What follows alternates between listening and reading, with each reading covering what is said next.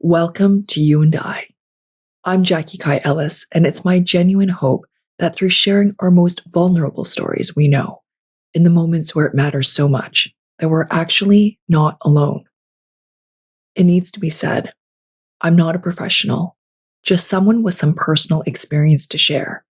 I do hope this is helpful, but as always, take the advice that resonates and ignore what doesn't.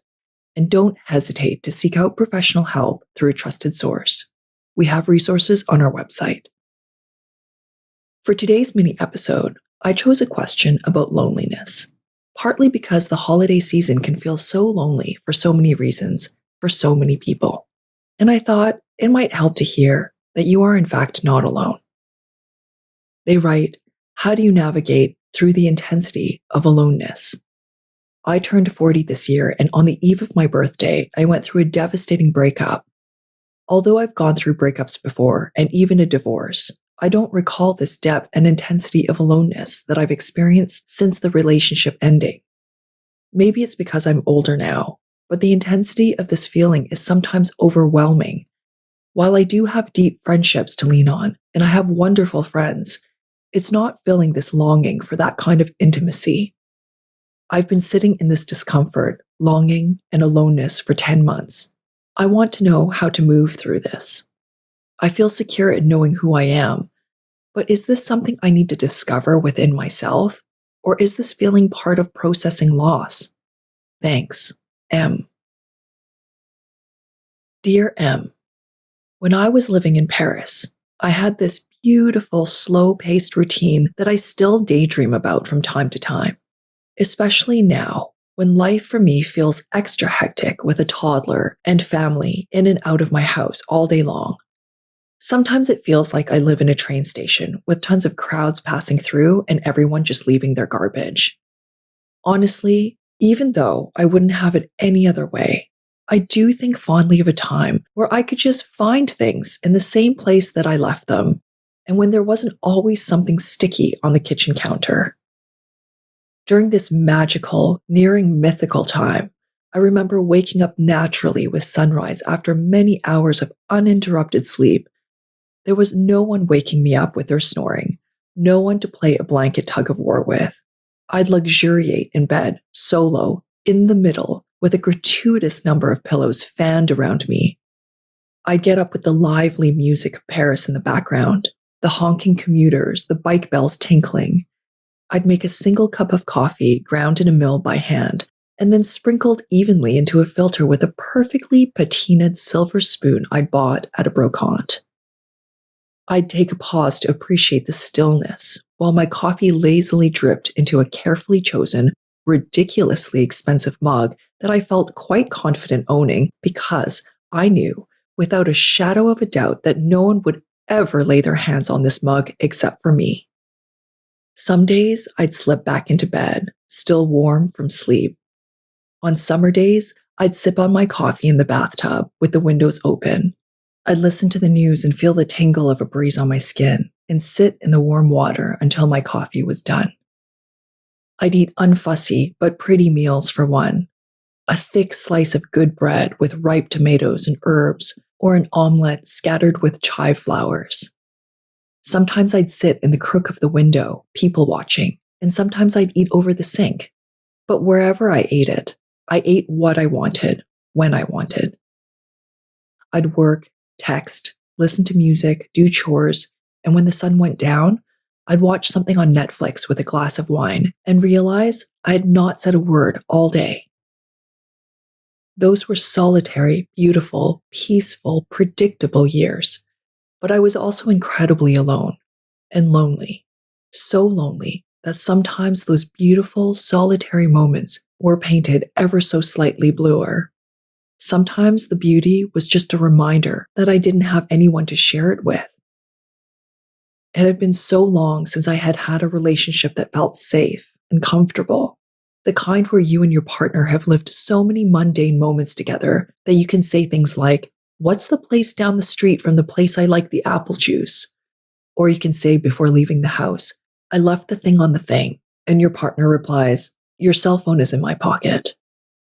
Now, like you, Em, I had wonderful friends, many of them, ones that are like chosen family.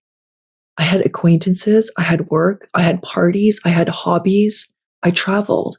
I was always creating and learning something new. I had a strong sense of myself, my life, my passions, my strengths, weaknesses, and desires. But I understand you. I too still longed for this particular kind of intimacy. I remember thinking that I had lived such a fulfilling life that the only thing left that I truly wanted to experience before I died was the kind of love that's so quotidian that it would feel boring, the kind where you get annoyed by the silly things because everything big is in fact just perfect. Now, I dated for years and years looking for someone I wanted to build this kind of connection with. I dated tall guys, short guys, young guys, old guys, men of all personalities, nationalities, backgrounds, you name it. I had never really dated until I was about 37, and so having little experience, I wanted to be open minded and open to the idea that I could be pleasantly surprised by someone.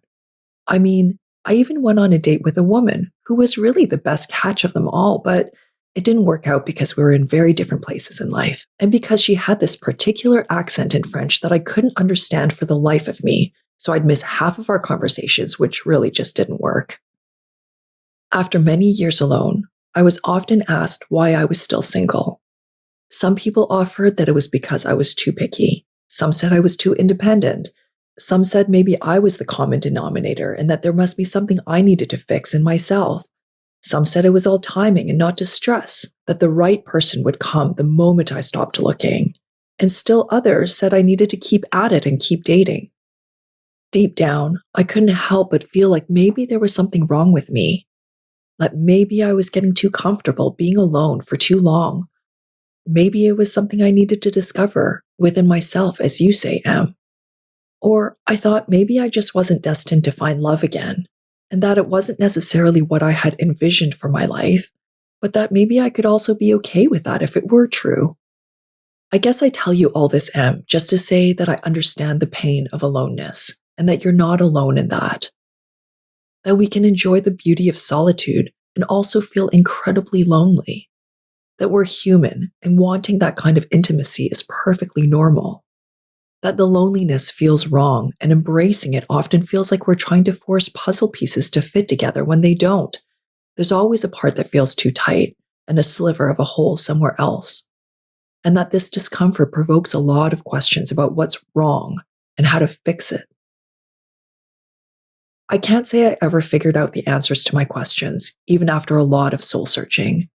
I never decided if it's true that some people are just destined to be alone and if I was one of them. Because even now, in my relationship, the kind that feels cozy and comfortable and boring and hectic and annoying and perfect, even now, I know we both feel alone sometimes.